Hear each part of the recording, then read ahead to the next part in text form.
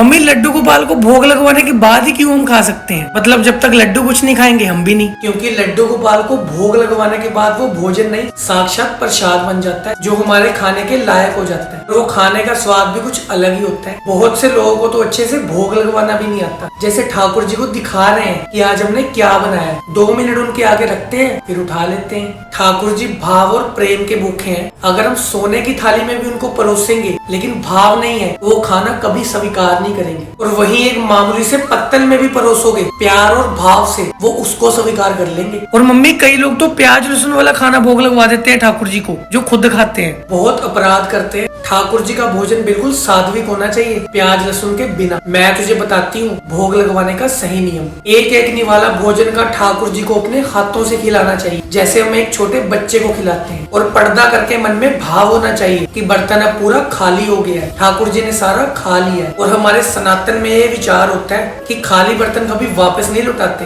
तो ठाकुर जी अपनी सखियों से, यशोदा मैया से कहते हैं कि मैया, इस मैया का भोजन मैंने पाया है, अब ये थाली ले जाएगी, इसलिए जो तूने बनाया है वो भोजन इसकी थाली में डाल दे। इसलिए जो जाता है वो लड्डू कचौड़ी और खाना होता है, लेकिन जो वापस आता है वो लड्डू कचौड़ी नहीं, हमारे लिए प्रसाद बन जाता है। ओ पिया